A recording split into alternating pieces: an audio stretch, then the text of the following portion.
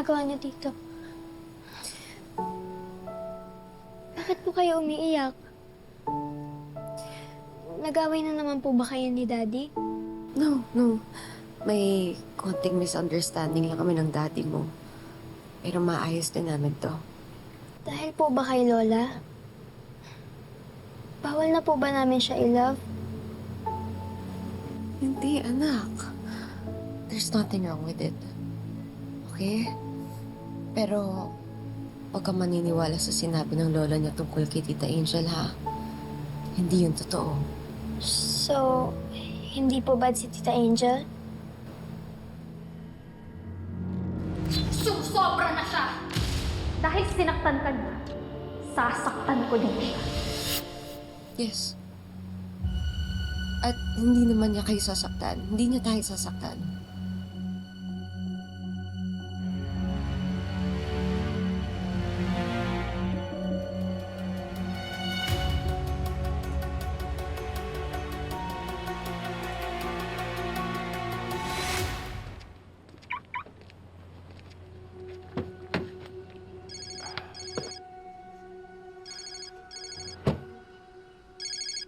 Oh, Spencer. Andun lang sa may office ko, kulay blue na folder. Sa may drawer, second drawer doon. Yeah. Masaya ka na? Ha? Masaya ka na?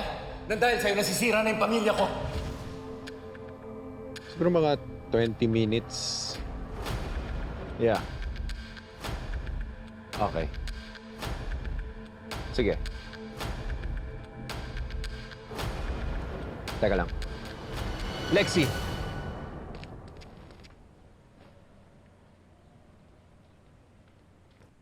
Bakit, kuya?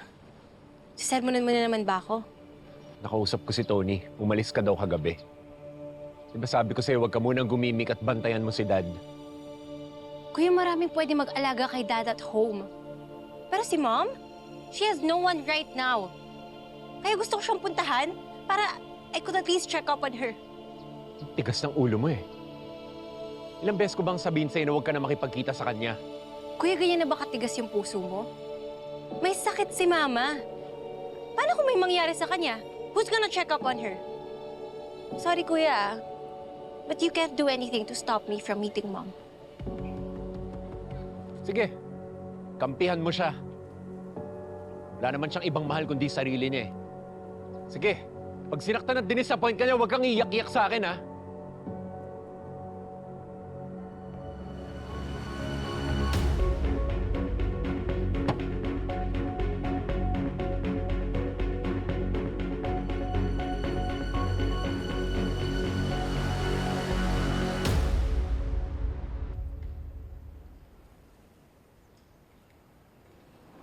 Bex, may nakat ka? Don't forget na meron tayong case study meeting mamaya. Hindi, saglit lang naman ako eh. Puntahan ko lang si Mama. Nakita ko kasi yung address ni Bruce sa church. Naisip ko, baka magkasama yung dalawa. Hoy, ano? Makikipagpuksaan ka na naman sa biyanan mo? Pons, hindi sa ganun. Gusto ko lang kausapin si Mama para maayos yung misunderstanding namin dalawa. Alam mo, pinaglihi ka talaga kay Mama Mary.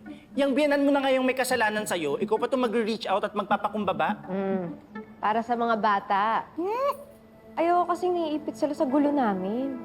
Tsaka, para hindi na din magalit sa akin si Mark. But you know what, Vanessa?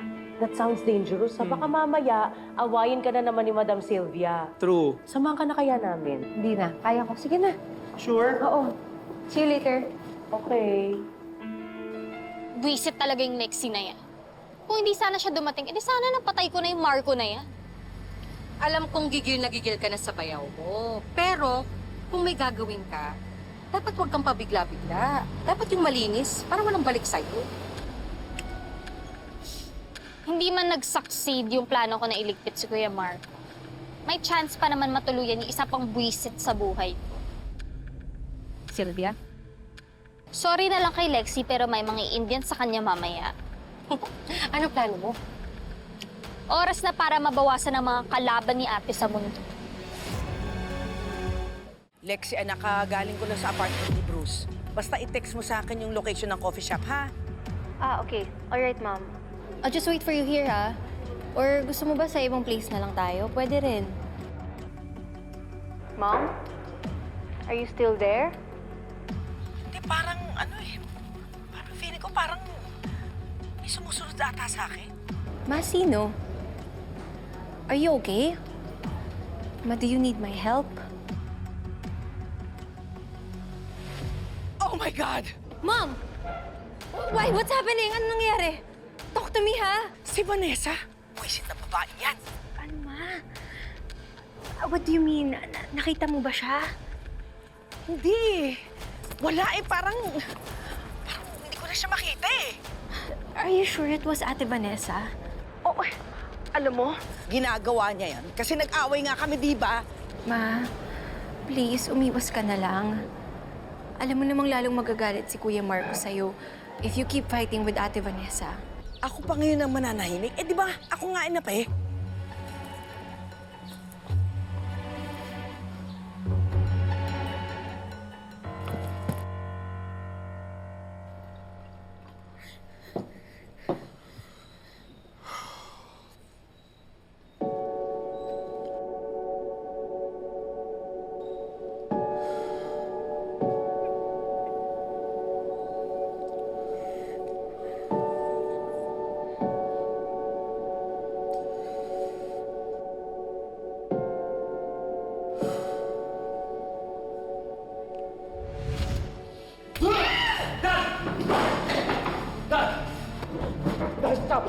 Dad, stop, please! Hindi ka na nahiya!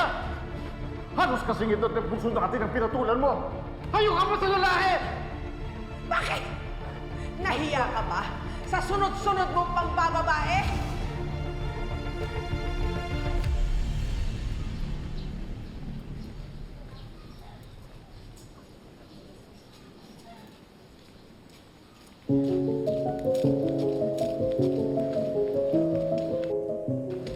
Anong ginagawa mo dito? Aray! Ano ba? Nandito ka. Ang kailangan mo? Hinahanap ko si Mama. Nasaan ba siya? Lakas ng loob mong tawaging mama si Sylvia. Pagkatapos nyo kami ilaglag ng utol mo? Wala akong panahon para makipagtalo sa'yo, ah. Nasaan ba si Mama? Wala nga, umalis. Kikitain si Lexie. Hindi ako naniniwala. Ma! Ma! Aray! Hindi ka nang makulit. Wala nga, umalis nga! Umalis ka na. Baka kung ano pang magawa ko sa'yo.